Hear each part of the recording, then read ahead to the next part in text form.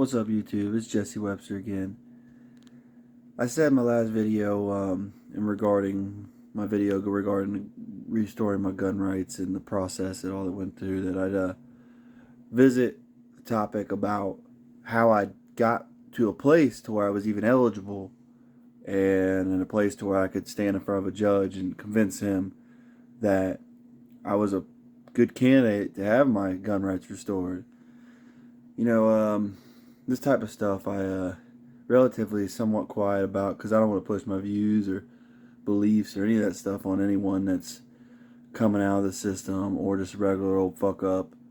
That most of those people, myself included, until I'm ready to hear it, I just didn't hear anything anybody had to say.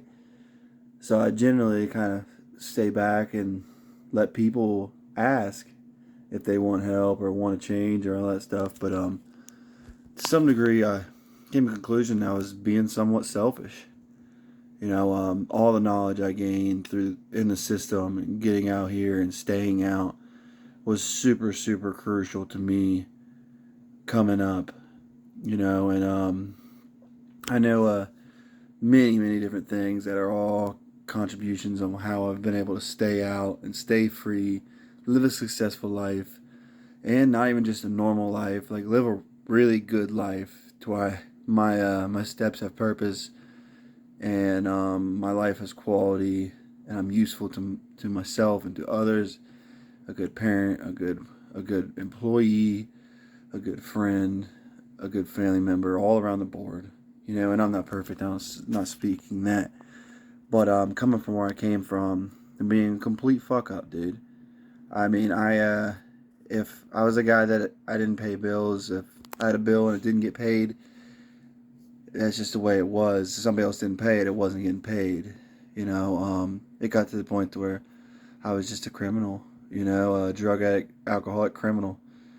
And that was the life I knew. And getting sober and staying out of jail was like an urban legend. We heard about some people that did it, but I didn't know anyone.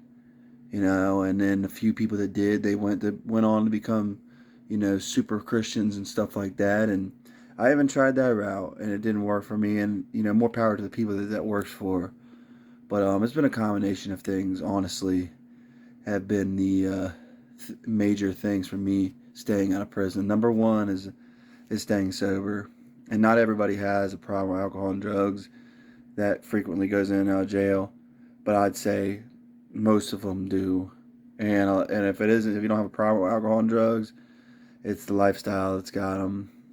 Selling drugs, ripping and running, the easy money, the vices. It's all related to that stuff, and that has to be addressed first, in my opinion. But after that, and kind of intertwined, comes all the other stuff. And for me, accountability was the biggest factor in me finally manning up and start changing and doing things that are going to keep me out of prison, and stop letting the loved ones down, stop letting just being a piece of shit, man. The elephant in every room that I was in. Finally realizing, and accountability is huge. The truth was that all the things that happened to me were my fault. I went to prison for robbing a dope boy, essentially. He wasn't much of a dope boy. He had robbed a pharmacy 3 days for hire, and I robbed him, and I went to prison for that. And for a long time, man, I was a victim. I robbed a criminal. That's a civic duty. And everyone in the jails agreed. That was a big one. Realizing, like, hey, man, like, you robbed someone, regardless of what it was. You broke the law. It's your fault. Now, that was just one of many things. Even comes down to the women I chose. I'd find women in situations that were like horrible, fall in love, or just start talking to them, dating them, and what do you know? When I'm in jail that weekend, they sleep with my friend, And it's like, bro, you found them in the flop house or whatever, and the person that would date me is not going to be of a quality of integrity or anything like that. You know, another example would be, you know, in life, I always thought, you know, I got red hair and I stick out like a sore thumb. The cops are fucking with me, man. It's, you know, they're profiling me. And dude, the thing was, they knew who I was. I grew up in a small town, and the cops knew who I was. So, of course, they're going to stop me and ask. They knew what I was about. 95% of the time, if you stop me when I'm walking down the street or in the car, I got something on me and I'm up to some bullshit. So, in reality, they were doing good police work. You know, that was stuff that was hard to accept. You know, all that stuff, you know, fair or not, it was my fault. It's just amazing how once I got out and stopped committing crimes, how my life changed rapidly, and the police have never fucked with me since. I've gotten pulled over mass times since I've been out, and I've gotten one ticket. I literally did a burnout at a red light, not a crazy one, but a burnout at a red light, posi tires, and a cop was 3 cars behind me, and I didn't know it. It was at night. Stupid move, I know. But I get pulled over, and this cop gives me a warning. You know, and I just found that just being honest and just being a man of integrity and not committing crimes and doing bullshit, cops just aren't bad. You know, and I might get some hate on here about that because I know a lot of people don't, you know, like the police, and I understand that shit. I went a lot of my life hating the police, and I just find that they're not my enemy anymore, you know, and you know, all the way down the board, I just had to realize that it's our decisions daily that stack up over time that put us in the positions we are in. Flat out. Things happen, tragedies happen, people die, you know, stuff that's unfair happens to us. But that same shit, to some degree, happens to everyone. It isn't just me, it isn't just you. And I know some people seem like they're getting a little hit by bad luck worse than others. You know, I mean, every successful person in the world has faced downfall to downfall to downfall. And I believe it's just what we do daily to keep getting back up, and decisions you make, you know, not cutting corners, not taking the easy road, you know.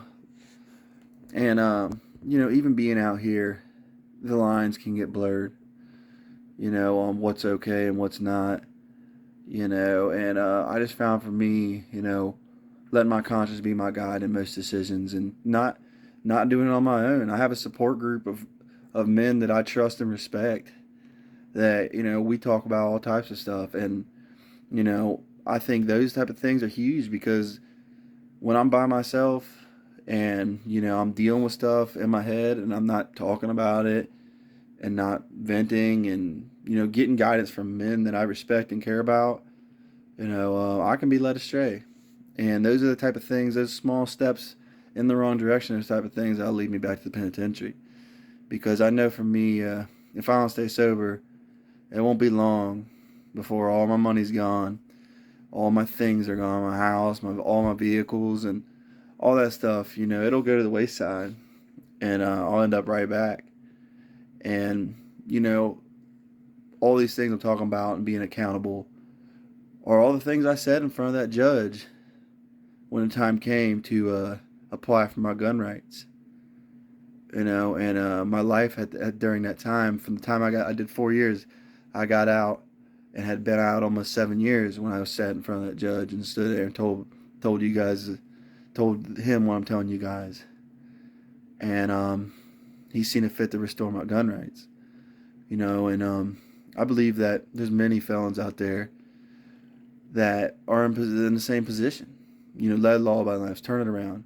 You know, we're nothing special, but I honestly believe that people that are felons or just been fuck ups in the past or had it rough coming up, you know, to do right and live by normal guidelines and be successful, I think is a little harder. And, you know, we get a little extra pat on the back from people of authority if they know our background. Because, you know, it's not easy. It's a whole new deal, you know. But one day at a time, I believe our decisions stack up, and as time goes on, each good decision we make it add up and add up. And before I knew it, life was very good. I had many things, all the things I wanted, you know. And I ain't done. I'm gonna keep on grinding and keep going.